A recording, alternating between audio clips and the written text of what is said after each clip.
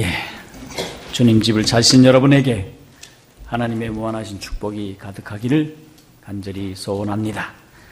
오늘은 여러분들과 다 함께 베드로 전서 4장 7절로 10절의 말씀, 마지막 때의 성도의 할 일이라는 말씀으로 말씀의 은혜를 받겠습니다.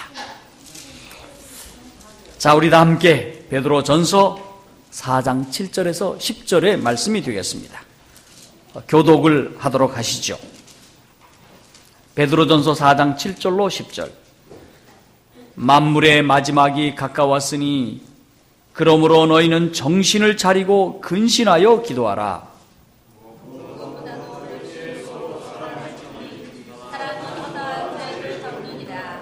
서로 대접하기를 원망 없이 하고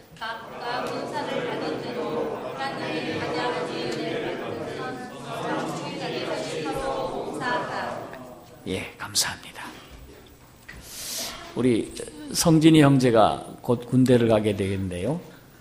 제가 비록 방이지만 제대할 때 우리 대대장님이 제게 남긴 이야기가 퍽 제 마음속에 남아 있습니다. 제가 이제 저녁 신고를 하러 대대장실에 들어갔습니다.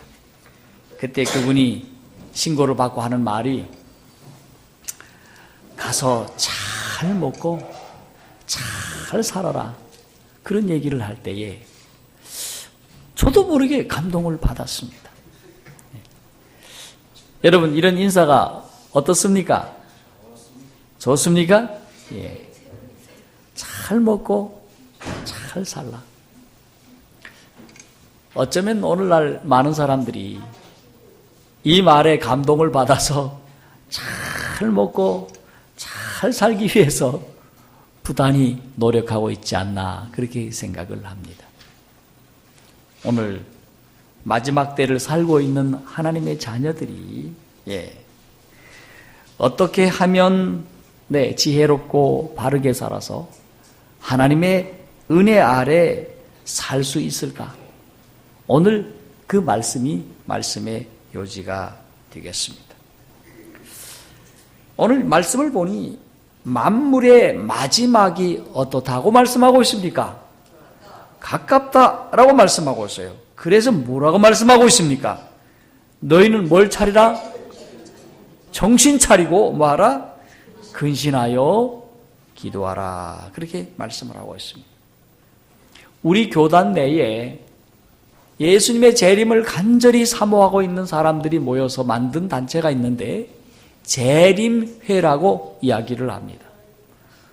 언젠가 제가 그 집회를 갔더니 이분들이 하는 얘기를 들었을 때 이런 얘기를 하는 것입니다.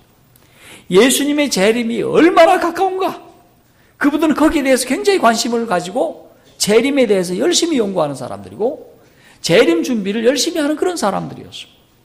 그분들이 이런 얘기를 합니다. 예수님의 재림이 손에 잡힐 듯이 가까이 이르렀다, 이렇게 얘기를 합니다. 또 어떤 사람은 말합니다. 예수님의 재림의 발자국 소리가 막 들린다, 그렇게 얘기를 하고 있습니다. 여러분, 오늘 만물이 가깝다고 말씀하고 있습니다. 마지막이 가깝다라고 말씀을 하고 있습니다. 이 얘기는 재림의 징조가 지금 많이 일어나고 있다고 하는 것입니다. 오늘 저는 그 재림의 징조에 대해서 이야기하고 싶지 않습니다. 얼마나 많은 이야기들을 지금 매스컴을 통해서 재림의 징조에 대해서 이야기를 하고 있습니다. 그렇다면 우리는 이 때를 맞이하여 어떻게 믿음으로 지혜롭고 바르고 은혜 가운데 살아야 할까요? 오늘 첫 번째 베드로는 말씀하기를 정신 차리고 근신하여 기도하라고 말씀하고 있습니다. 여러분, 뭐라고 말씀하고 있습니까? 뭘 차리라고요? 정신 차리라고. 여러분이 아시는 것처럼 정신줄을 놓고 멍청하게 사는 사람들의 모습을 보면 무슨 얘기를 해주고 싶습니까? 가서 따귀를 탁탁 때리면서 정신 차려, 정신 차려. 여러분, 그런 일들을 당해보셨습니까? 어쩌면 우리는 세상에 취해서 정신줄을 놓고 있는지 모르겠습니다. 그래서 베드로는 우리에게 다가와서 사랑의 손으로 딱 우리의 볼따구리를 탁탁탁 때리면서 정신 차리세요. 정신 차리고 뭐 하라? 근신하여 어떻게 하라? 기도하라고 말씀을 하고 있습니다. 여러분, 사실 베드로는 무엇보다도 먼저 기도를 강조합니다. 그것은 베드로 자신이 기도하지 않아서 큰 실수를 저지른 적이 있기 때문에 그런 것입니다. 여러분이 잘 아시는 것처럼 예수님이 십자가에 달려 돌아가시기 전에 안나스와 가야바의 법정 아래에서 예수님이 재판을 받고 있을 때에 옆에 있던 한 여하인이 너도 저 예수당이지 하는 소리를 듣고 예수님을 모른다고 예수님이 보는 앞에서 3번씩이나 부인을 한 겁니다. 여러분, 이럴 수는 있습니까? 없습니까? 없는 겁니다. 그런데 3번씩 부인했어요. 그런데 예수님이 이 사실을 미리 예견하시고 베드로야, 깨어 기도를 해라. 깨어 있어 기도를 해라. 그렇게 말씀했음에도 불구하고 그는 깨어서 기도하지 않았습니다. 겟세마네 동산에 데리고 와서 나를 위해서 좀 깨어 있어 기도하라 이렇게 얘기를 했을 때에 잠만 잤습니다. 자, 그런데 예수님이 하시는 말씀이 내가요 나를 모른다고 3번씩이나 다 굴기 전에 부인하리라고 하는 말씀을 했을 때 아이고 예수님 웃기지 마십시오. 저는요 주님이 이 사람들이 다 주님을 버려도 저는 결코 주님을 버리지 않겠습니다. 이렇게 맹세 비슷한 말을 남겼던 그런 사람인데 예수님이 보는 앞에서 그것도 한 번도 아닌 3번에 걸쳐서 모르겠다고 부인을 한 겁니다. 여러분 어떻게 이런 일이 일어날 수 있습니까? 경상도 말로 우째 이런 일이 일어날 겁니다, 여러분. 나에게는 결단코 일어나지 않을 것 같은 일이 그날 일어났던 것입니다. 여러분, 그런데 예수님이 하신 말씀이 무엇입니까? 내가 닭 울기 전에 3번 모른다고 부인한다고 말씀을 했는데 드디어 닭이 꼬끼요 하고 우는 겁니다. 이렇게 울었을까요? 닭은 어떻게 우는가 하고 꼬끼요 이렇게 웁니다. 그런데 그 소리가 어떻게 들렸을까? 어떻게 들렸을까? 여러분, 마치 천둥 소리처럼 들렸습니다. 그 소리를 들었을 때 베드로가 얼마나 부끄러웠겠습니까? 근데 주님을 바라봤다고 했어요. 그런데 우리 주님이 이놈의 자식이 말이야, 네가 며칠 전에 뭐라고 나한테 얘기했냐? 이렇게 쳐다보지 않으시고 찬한 모습으로 그 재판 과정 속에 신문자의 말에 귀를 기울이지 않고 누구를 바라보고 있어요? 베드로를 보고 있는 겁니다. 베드로를 보고 있어요. 그리고 베드로에게 얼마 전에 하신 말씀, 내가 내 믿음이 떨어지지 않기를 기도하였노라고 하는 말씀이 그 마음속에 생각이 나서 도저히 예수님을 볼 수가 없어서 그 길로 뛰쳐나가서 우리 주님 앞에 심한 통곡을 드리면서 기도를 올렸습니다. 그것이 바로 겟세마네 동산이었다고 말씀을 하고 있습니다. 여러분, 베드로는 그날 뛰어가면서 기도하면서 자책을 합니다. 내가 어떻게 이런 일을 할 수 있었을까 생각하고 또 생각을 했습니다. 그런데 그렇게 자책하면서 회개할 때에 그 원인을 알게 되었어. 그 원인이 뭐예요? 그 원인이 뭐예요? 기도하지 않았다고 하는 사실입니다. 오늘 여러분도 그럽니다. 아이고 나 기도 안 해도 잘합니다. 웃기지 마세요. 어딘지 모르게 문제가 생기고 여러분 시험 받습니다. 근데 베드로는 어떻게 했습니까? 너무 자부심이 강하고 자만심이 강했어요. 기도 안 해도요, 저 잘 할 수 있습니다.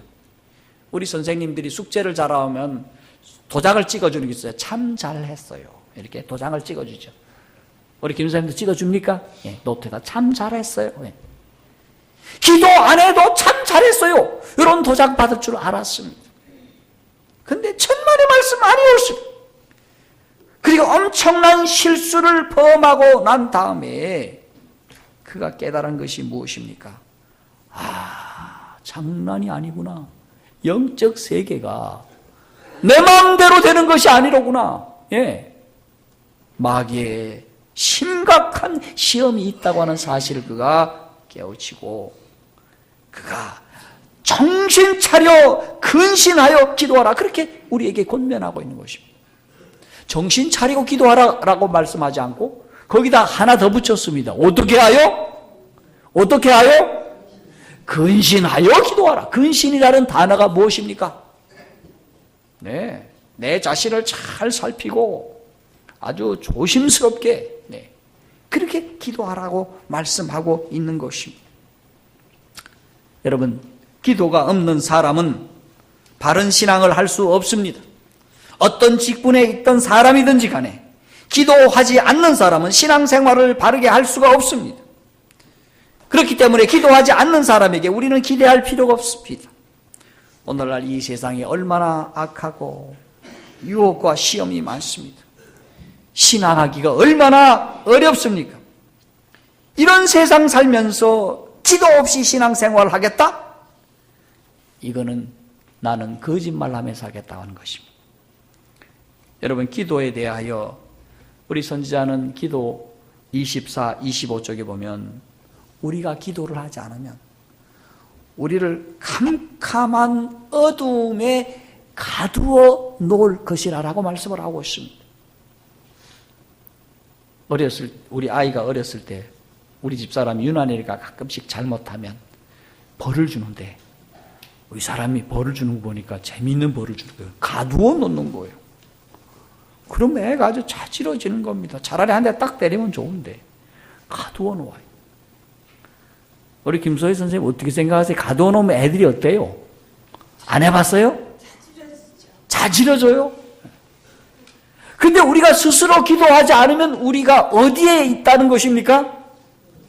영적 흑암에 가두어져 있다고 하는 것입니다. 그래서 사물을 분별하지 못하고 앞에 무엇이 있는지 무엇이 없는지 어디로 가야 할지 분별이 안 되는 그런 처지 가운데 빠진다고 하는 것입니다.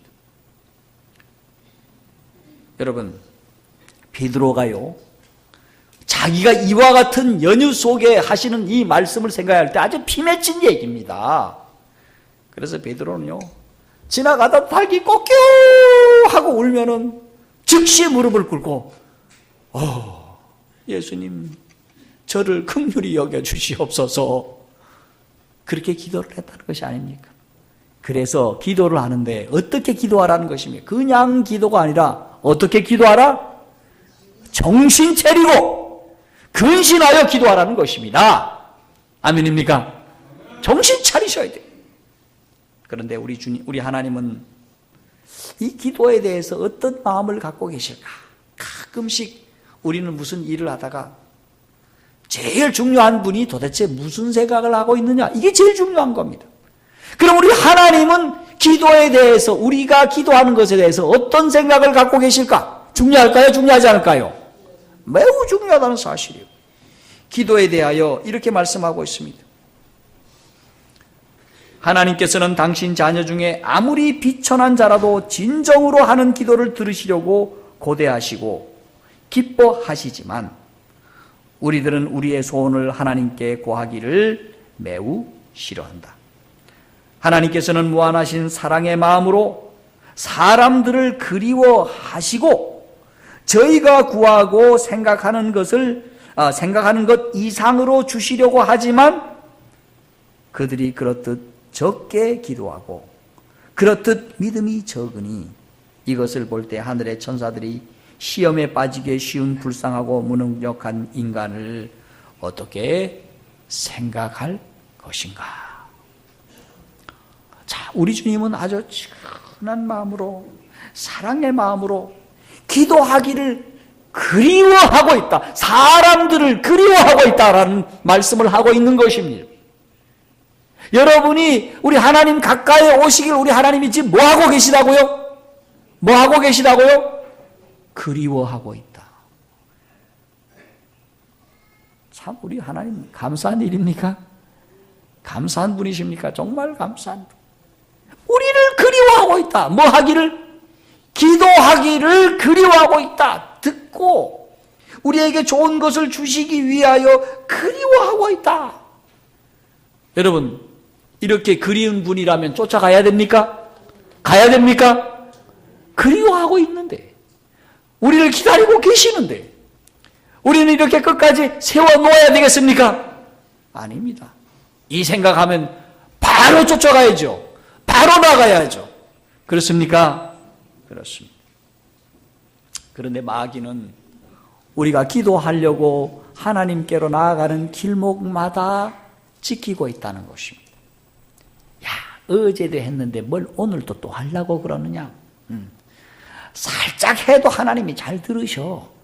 뭐 새벽 기도 나와 하면서 온갖 구실을 붙여서 하나님 앞에 나오지 못하도록 길목마다 지키고 있다는 거. 왜요?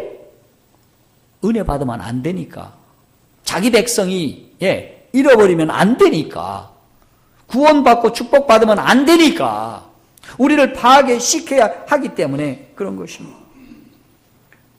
그러므로 오늘 우리는 마귀의 궤계에서 우리가 벗어나야 하겠습니다. 그것이 무엇입니까? 바로 깨워서 참으로 기도하는 것입니다. 우리 기도 45쪽에 보면 열렬한 성경을 열렬히 탐구하고 기도를 열렬히 옮기지 않는 사람은 사탄에게 기만에 빠지게 될 것이다. 뭐라고요? 열렬히 하나님의 말씀을 연구하시기를 바랍니다. 열렬히 기도하시기 바랍니다. 그러지 않으면 우리는 사탄의 기만에 빠질 것이다.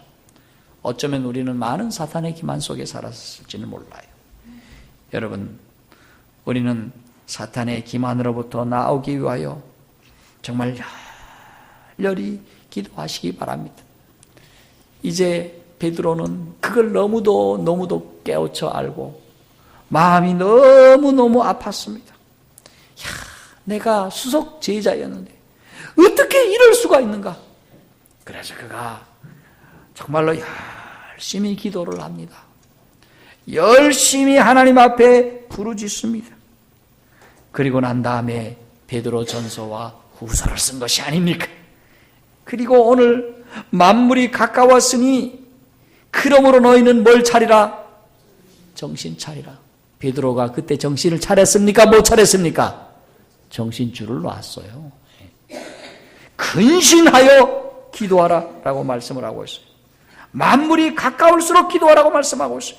기도 27쪽에 보면 이런 말씀이 있어요. 우리가 깨어서 진정으로 열렬히 기도해야 할 때가 있다면 바로 지금이다.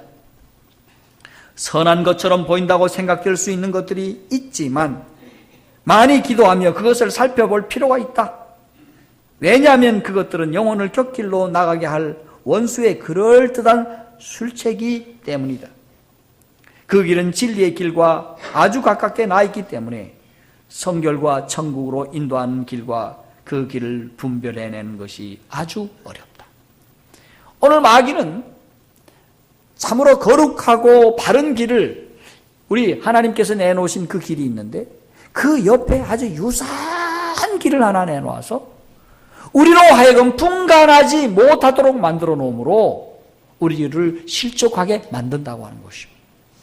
그런데 우리 오늘날 우리가 열렬하게 기도를 한다면 우리 주님이 만들어 놓은 이 바른 길을 결코 이탈하지 아니하고 정로로 향하여 나아갈 수 있다고 하는 것입니다. 이것이 복음교육자에 보내는 권면 229쪽에 나와 있는 말씀입니다. 여러분, 그러므로 기도를 하되 그냥 기도하지 마시고 열렬한 기도가 필요됩니다. 아멘입니까? 뜨거운 기도가 필요됩니다. 자, 두 번째로 사도는 우리에게 8절에서 이렇게 말씀하고 있어요. 무엇보다도 열심으로 서로 뭐 할지니? 사랑할지니 사랑은 허다한 죄를 덮느니라. 여러분, 사람은 사랑을 먹고 삽니다. 이 세상에서 사랑처럼 좋은 것이 없습니다. 그런데 사랑이 아무리 해도 이 사랑은 후회가 없어요. 사랑이 있는 곳에는 기쁨이 있습니다. 우리가 사랑하면 하나님이 기뻐하십니다. 뿐만 아니라 많은 사람들을 기쁘게 만드는 것입니다. 그러므로 우리는 사랑해야 합니다. 그런데 사랑이 얼마나 귀한지 모릅니다. 사랑이 있는 곳에 평강이 있고 행복이 있고요, 축복이 있습니다. 그런데 만물의 마지막이 가까웠기 때문에 우리가 사랑할 시간도 얼마 남지 않았습니다. 여러분, 우리는 어쩌면은 사랑할 시간이 별로 남지 않았는데 그동안 우리는 미워하면서 시기하면서 질투하면서 살아왔는지 모르겠습니다. 그러므로 사랑만 하면서 살기도 사실은 시간이 부족합니다. 사랑하면서 사는 것도 여러분 시간이 너무도 부족한 사실입니다. 그러므로 오늘 성경은 서로 뜨겁게 사랑하라고 말씀을 하고 있습니다. 어떻게 사랑하라고요? 좀 뜨겁게 사랑을 해보시기를 바랍니다.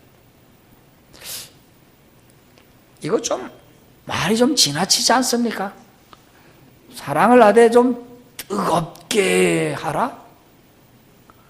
여러분 어떻습니까? 이게 성경의 말씀입니까? 제 얘기입니까?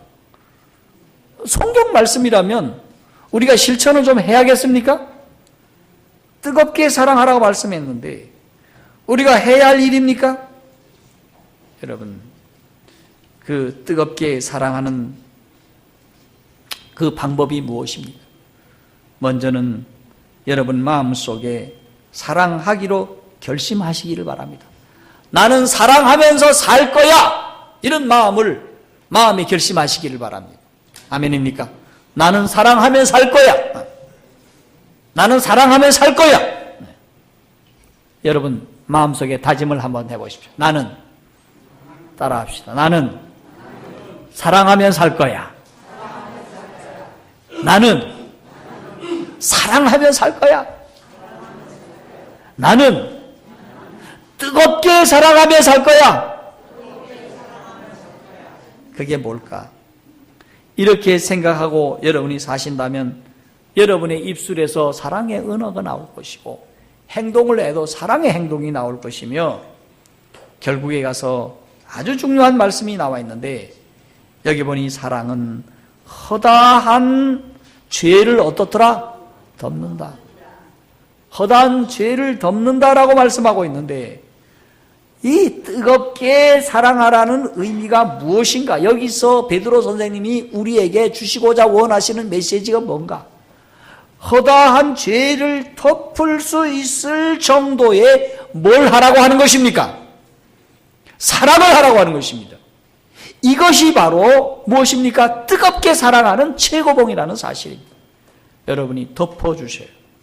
여러분 덮어주시기를 바랍니다. 여러분 들춰내면 냄새 납니다. 들춰내면 문제가 일어납니다. 들춰내면 그 다음부터는 여러분 감당이 안 될 때가 있습니다. 오늘 마지막을 사는 하나님의 자녀들이 할 일이 무엇인가? 잠언 10장 12절에 보면 사랑은 모든 허물을 가리우니라라고 말씀을 하고 있습니다. 우리 증언의 말씀을 보니 이런 말씀이 있습니다. 우리가 자꾸만 남의 허물을 말하다 보면 덕을 잃어버리게 된다. 덕을 잃으면 사랑도 메마른다. 그러나 사랑하는 마음을 가지고 남의 죄와 허물을 덮어주고 좋은 점만 말해주면 모든 사람들로부터 존경받는 사람이 될 것이다. 이런 사람이 많을수록 살기 좋은 세상이 된다. 그러므로 오늘 8절의 말씀은 무엇보다도, 이것저것 중요한 게 많아도 무엇보다도 어떻게 하라? 뜨겁게 사랑하라. 그렇게 말씀을 하고 있습니다. 우리 예수님께서 십자가에 달려 돌아가시고 승천 부활하시면서 예수님의 아주 뜨거운 사랑을 사도들에게 전달해 주셨습니다. 그분께서 사람을 너무도 사랑하셔서 심장이 터져져서 십자가에서 죽으신 거 아닙니까? 그 사랑을 그들이 바라보므로 너무도 감격해서 사도들은 사랑하되 뜨거운 사랑의 사도들이 다 되었습니다. 여러분, 오늘 우리가 예수님을 깊이 묵상하고 바라보면 우리들도 예수님의 제자들처럼 뜨거운 사도가, 사랑의 사도가 될 줄로 믿습니다. 근데 그들이 그 뜨거운 사랑의 가슴을 가지고 사람들을 사랑을 했는데 이 사도들이 한 분씩 한 분씩 돌아가시게 된 것입니다. 그러자 그분들이 사라지자 사랑도 점점 식어가는 것이었습니다. 그때 맨 마지막까지 살았던 사도 요한에게 하나님께서 이 퇴색되어 가고 있는 사랑을 다시 살리기 위하여 쓰신 책이 무슨 책이 아십니까? 그것이 바로 요한 1서라고 하는 것입니다. 요한 1서가 그런 배경 속에서 요한 1서가 쓰여졌는데 오늘 요한 1서 4장 7절로부터 11절의 말씀을 보니 이런 말씀이 있어요. 우리 말씀을 보겠습니다. 4장 7절로부터 11절의 말씀을 교독합니다. 제가 먼저 절을 읽고 여러분께서는 나중절을 읽어주시기 바랍니다. 사랑하는 자들아, 우리가 서로 사랑하자. 사랑은 하나님께 속한 것이니 사랑하는 자마다 하나님께로 나서 하나님을 알고. 시작.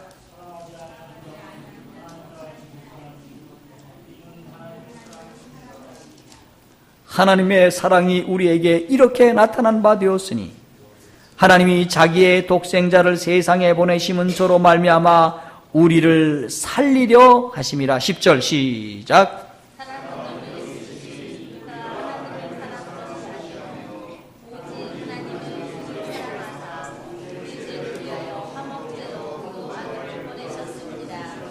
(11절) 다 함께 시작. 사랑하는 자들아, 하나님이 이같이 우리를 사랑하셨은즉 우리도 서로 사랑하는 것이 마땅하도다. 사랑하는 것은 어떻다고 말씀하고 있습니까? 마땅하다. 마땅히 사랑하라 라고 말씀을 하고 있어요. 그런데 또 대단한 말씀이 또 한 말씀이 있는데 요한일서 3장 14절의 말씀을 보겠습니다. 14절과 15절입니다. 우리가 형제를 사랑함으로 사망에서 옮겨 생명으로 들어간 줄을 알거니와 사랑치 아니하는 자는 사망에 거하느니라. 그 형제를 미워하는 자마다 살인하는 자니 살인하는 자마다 영생이 그 속에 거하지 아니하는 것을 너희가 아는 바라. 그가 우리를 위하여 목숨을 버리셨으니 이로써 사랑을 알고 우리가 이로써 사랑을 알고 우리도 형제들을 위하여 목숨을 버리는 것이 어떻다? 다시 말해서 뜨겁게 사랑하는 것이, 아까는 덮어주라고 말씀했고 이번에는 마치 목숨이라도 버리더라도 형제는 어떻게 하라? 사랑하라고 말씀하고 있는 것입니다. 이것이 바로 식어져가는 초대교회의 사랑을 회복시키기 위한 사도의 말씀인 것입니다. 오늘날도 마찬가지인 것입니다. 식어져가는 우리 교회의, 우리 성도들의 마음의 사랑의 불씨를 지피기 위해서는 이와 같은 사랑이 회복되어야 할 줄로 믿습니다. 그런데 여러분이 그렇게 얘기합니다. 목사님 말로만요 그게 됩니까? 그게 안 되는 것입니다. 그렇기에 이 사랑은 은사입니다. 내게 없습니다. 그러므로 우리는 이 은사를 하나님 앞에 놓고 기도를 해야 됩니다. 하나님이시여 저에게 이와 같은 사랑을 좀 허락해 주시옵소서. 그리해서 사랑할 수 있도록 도와주시옵소서. 기도가 필요합니까?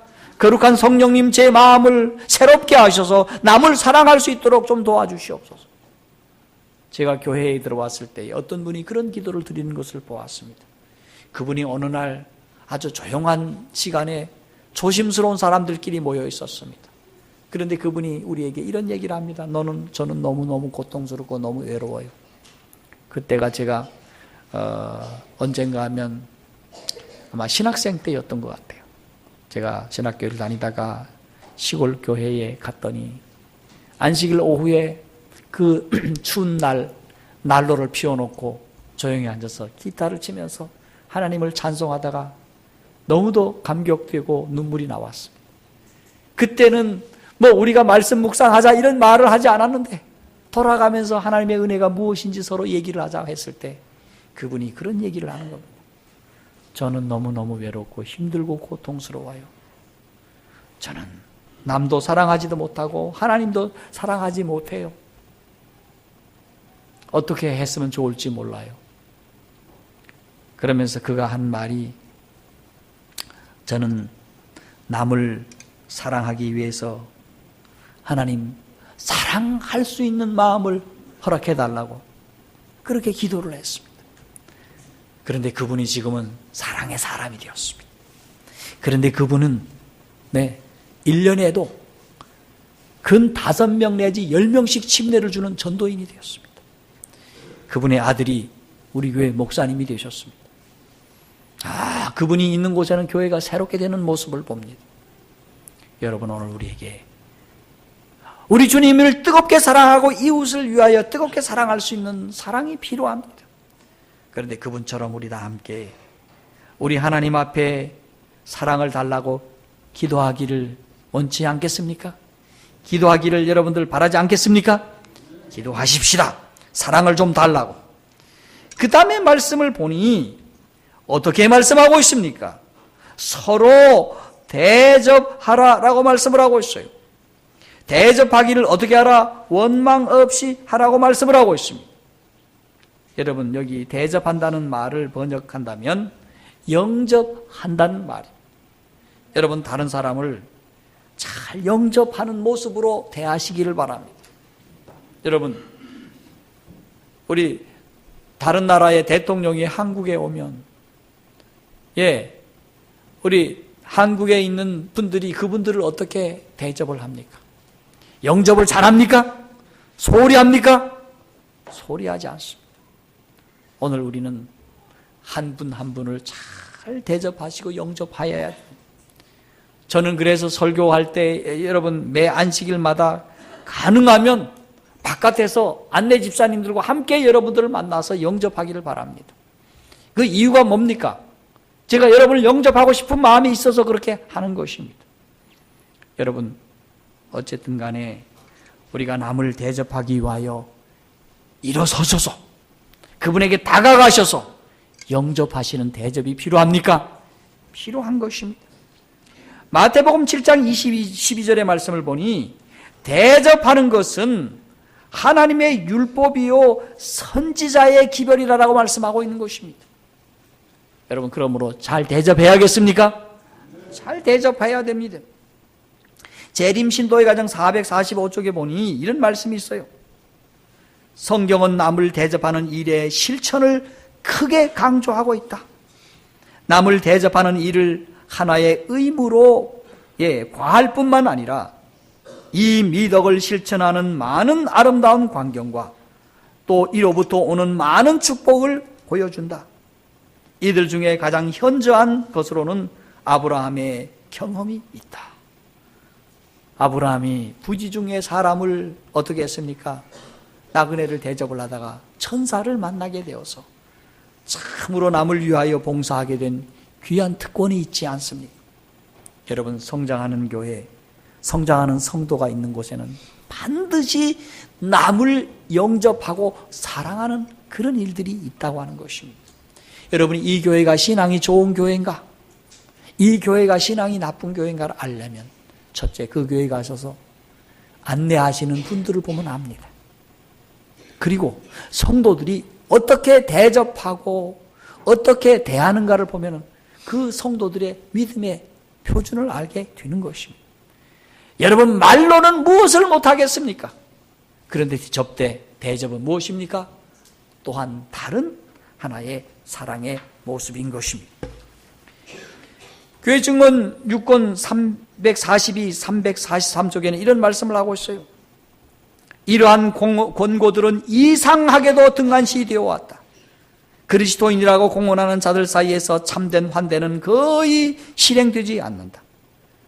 남을 대접하는 기회란 하나님의 주신 특권과 축복으로 여겨야 할 것인데 우리 교인 중에는 그렇게 여겨지지 않는다. 일반적으로 너무나 부팀성이 없으며 거리낌이나 허식 없이 두어 사람을 가족 식탁에 대접하는 경향이 너무도 적다. 성도들이 우리는 우리 교회의 방문객들을 잘 대접하라고 교회 증언에는 말씀하고 있어요. 예. 그분들과 무엇을 나누라? 말씀을 나누고 빵을 나누고 그들에게 필요한 것을 공급하라고 말씀을 하고 있습니다. 근데 어떤 사람들은 우리 집에 돈이 없다, 우리 집에 그들에게 대접할 만한 어떤 여유가 안 되었다고 그러면서 대접하기를 꺼리는 사람들을 향해 와이프는 분명하게 말씀하고 있어요. 그렇다면 남에게 구워서라도 대접하라, 그렇게 말씀하고 있는 모습을 보면서 제가 아주 놀랐던 것입니다. 여러분, 우리 성남중앙교회는 대접을 잘하는 교회인 것 같습니다. 그래도 다른 교회보다 대접을 잘하는 교회예요. 그런데 여기 표준에서 만족해서는 안 될 것입니다. 여러분, 대접하기를 즐겨하는 성도, 대접하기를 즐겨하는 목장, 대접하기를 즐거워하는 우리 교회가 되어야 하지 않겠습니까? 그렇습니까? 그렇다면 시대의 소망 640쪽에 보면은 이런 말씀하고 있어요. 그리스도인의 생애의 법칙으로 그러므로 무엇이든지 남에게 대접을 받고자 하는 대로 너희도 남을 대접하라. 여러분, 대접받기를 원하시죠? 장로님은 장로님들대로, 집사님은 집사님들대로, 소그룹 리더는 리더대로 다 대접받기를 원합니다. 여러분이 무슨 대접받기를 원합니까? 어떤 사람은 공주 대접받기를 원해요. 왕자 대접받기를 원해. 그걸 가지고 무슨 병이라고 얘기합니까? 공주병, 왕자병. 그런 대접을 받으려면 먼저 내가 대접하라고 하는 것입니다. 이것이 바로 오늘 예언의 신의 말씀을 보니까 심판대에 각 사람이 설 수 있는지 넘어질 수 있는지 측정하는 그리스도인의 생명의 법칙은 시대의 소망 104쪽 105쪽입니다. 그러므로 무엇이든지 남에게 대접을 받고자 하는 대로 너희도 남을 대접하라는 법칙이다. 이 법칙이 무엇입니까? 여러분, 하나님을 하나님으로 대접하시기를 바랍니다. 아멘입니까? 성도를 성도로 대접하시기 바랍니다. 목사를 목사로 대접하시고 장로님들을 장로님으로 대접을 하시고 우리의 그 직분에 맞게 그분의 주신 그러한 표준에 맞게끔 여러분이 하셔야 됩니다. 그러나 잊지 말아야 할 것은 평등하게 대접하시고 사랑하시기를 간절히 소원합니다. 그런데 맨 마지막으로 말씀하기를 여기 보니까 각각 은사를 받은 대로 각양 은혜를 맡은 선한 청지기 같이 서로 어떻게 하라? 맨 마지막으로 봉사하라라고 말씀하고 있습니다. 여러분, 우리 주위에 여기 지뢰 소망 105쪽 106쪽에 보니 줄인 자를 먹이고 벗은 자를 입히고 고난 당하는 중에 있는 사람을 위로해야 된다. 낙심 중에 있는 사람들을 봉사하고 절망 중에 있는 사람들에게 희망을 고취시켜야 된다. 여러분, 우리는 일주일에 한 번 정도는 선한 일들을 하도록 하십시오. 봉사의 일들을 한번 하도록 하십시오. 이것이 바로 마지막 시대에 사는 성도들이 해야 할 일이 아니겠습니까? 은사 받은 대로 하시기를 바랍니다. 오늘 우리는 어쩌면 너무도 진리 안에 갇혀 있어서 너무도 이기적으로 살아가고 있지 않는지 모르겠습니다. 이제는 남에게 나아가셔서 사랑을 나눠주시기를 바랍니다. 그들을 향해서 우리가 선한 봉사를 베풀어 주시기를 바랍니다. 여러분, 그 일을 위해서 2월 22일 날 우리가 강습회를 할 것입니다. 어떻게 봉사할지 대해서 여러분 각 성도들은 한 개씩 다 여러분들이 택하셔서 끊임없이 꾸준히 선한 봉사를 하시기를 바랍니다. 그리고 각 목장 교회마다 함께 연합하여서 선한 봉사를 하시기를 바랍니다. 여러분, 만물이 가까워졌습니다. 주님 오실 날이 가까웠습니다. 여러분, 우리가 이렇게 살지 못함으로 우리는 참으로 이 세상을 헤매고 살아가고 있는지 모르겠습니다. 이제는 주님을 바라보시고 베드로가 우리에게 주신 이 엄중한 기별에 우리 다 함께 집중하시기를 간절히 바랍니다. 만물이 가까웠으니 정신 차리고 근신하여 기도하면서 오늘 우리가 행할 바를 잘 행하심으로 믿음으로 승리하시고 다 함께 한 주 동안 은혜 가운데 서시기를 주님 이름으로 축원합니다. 자, 오늘 여러분이 할 일에 대하여 주보에 소그룹 주보에 나타난 말씀을 여러분에게 말씀드리겠습니다. 우리가 실천과 어떻게 적용을 해야 할까? 여러분, 이렇게 되는 것은 내 힘으로 되는 것이 아니니 성령을 구하여 마지막 때에 할 일을 할 수 있도록 기도를 드리시기를 바랍니다. 그 다음에 마지막 때에 할 일이 무엇인지 오늘 이 말씀을 통하여 연구하고 묵상하시기를 바랍니다. 그리고 방금 말씀드린 것처럼 정신을 차리고 근신하여 기도하시기를 바랍니다. 그리고 남을 사랑하시고 남을 대접하시고 남을 봉사하는 일에 앞장서시기를 바랍니다. 성도들이여, 일어나십시오. 여러분, 살아 움직이십시오. 땅끝까지 나가서 하나님의 거룩하시고 복된 사랑을 증거하시는 귀하고 복된 성도들 되기를 바라면서 오늘 말씀을 마치겠습니다.